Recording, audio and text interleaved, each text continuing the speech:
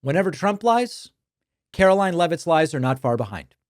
Donald Trump's White House press secretary was very quick to jump on Good Morning America and repeat Donald Trump's claims that, of course, Iran's nuclear facilities have been completely destroyed. Now, as we already talked about, experts believe that that's not the case. Satellite imagery certainly shows damage. It does not show obliteration. It does not show destruction.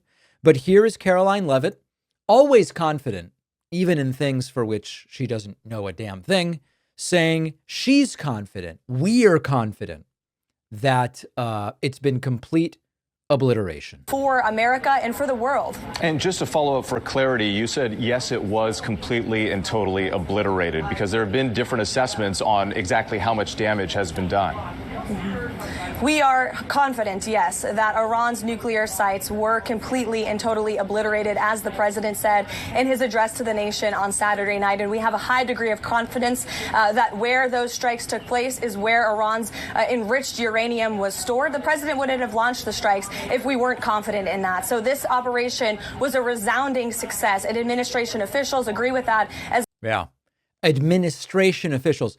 The propagandists agree with their own propaganda. Understand what she's saying. She's not saying independent nuclear experts, former nuclear inspectors. She's not even saying nuclear, which sometimes they say. She goes, the administration believes our own claims that everything was destroyed. What she's telling you is no better than saying Pete Hegseth agrees with Trump that they were destroyed. Kristi Noem agrees with Pete Hegseth that they were destroyed. Now, of course, there was real damage, without a doubt, but this was incomplete. It's also possible that the most critical parts of the nuclear infrastructure weren't even hit. It's like claiming you burned down a house when you knocked over a patio chair or something like that. Now, it gets even better. Bret Baier asked Vice President JD Vance, do you even know where the enriched uranium is, after rumors and statements that Iran may have knowingly moved the enriched uranium elsewhere? He doesn't know.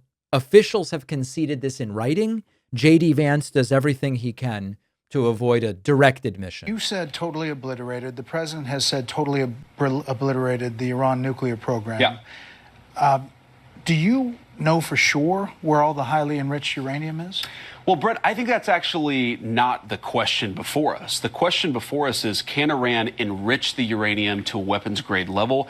Now, it's funny because before that wasn't the question. Before it was, we are absolutely confident that Iran not only can, but has enriched it to weapons grade level. And the question is, can we destroy it? Now that they have no idea, no clue whatsoever where the enriched uranium is, now that's no longer an interesting question to them. And can they convert that fuel to a nuclear weapon? And we know, based on the success of our mission, of course, the leadership of the president, but the incredible skill of our military, that the two mission objectives are completely successful. We do not know that based on former inspectors, nuclear experts, and satellite imagery. We do not know that. We do not know that based on American and Israeli analyses.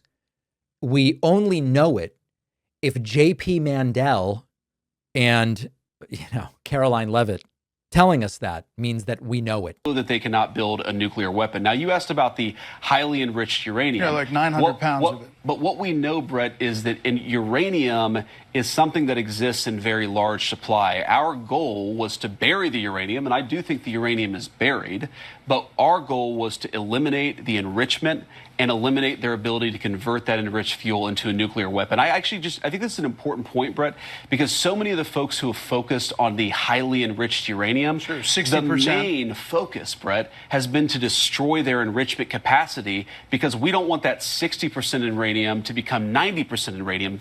And of course, we do not know whether their capacity has been destroyed. That's the real concern, and that's what was so successful about our mission. So after all this, if the Iranian government survives as is, what's to stop it from rebuilding over time if they, in fact, moved the 60% highly enriched uranium? And of course, in this particular case, Bret Baier's question is good, which is the belief right now is that at most this has given a year for Iran to get back to where it was? Concern. No, the big concern, Brett, and this is, again, what we destroyed, is their ability to enrich uranium. If they have 60% enriched uranium, but they don't have the ability to enrich it to 90%, and further, they don't have the ability to convert that to a nuclear weapon, that is mission success. That is the obliteration of their nuclear program, which is why the president, I think, rightly is using that term. But here's the question.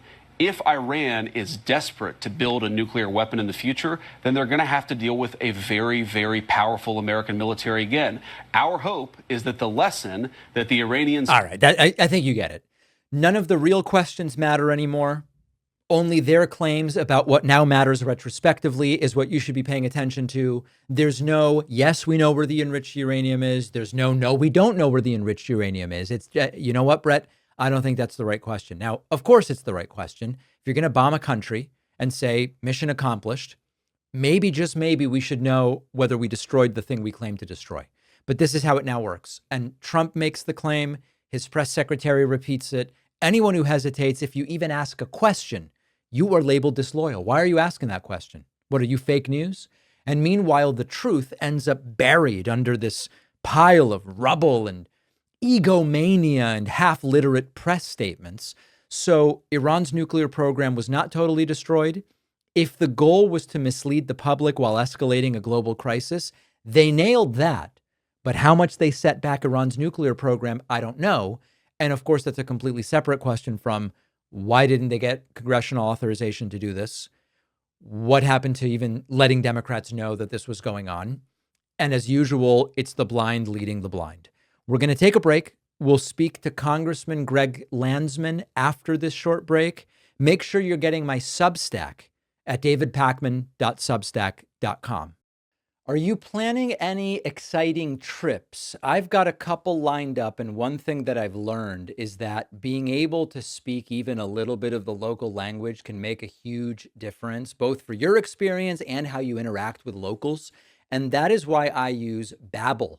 Babbel is the language learning app that gets you talking quickly. It has 10-minute lessons crafted by over 200 language experts. They're really built around real-world conversations, the things you would actually say when traveling, ordering food, asking for directions, chatting with locals. No gimmicks, no fluff, just practical language skills. And the best part is that you can start speaking in just a few weeks. I've used Babbel to help me get ready for trips abroad. It does a great job. I just arrive with a little confidence that I can navigate a new place with some basics without having to pull my phone out every 5 seconds. Babbel also has advanced speech recognition, which helps to fine-tune your accent as you go. It's like having a tutor in your pocket. And Babbel is giving my audience 60% off subscriptions at babbel.com/Pacman.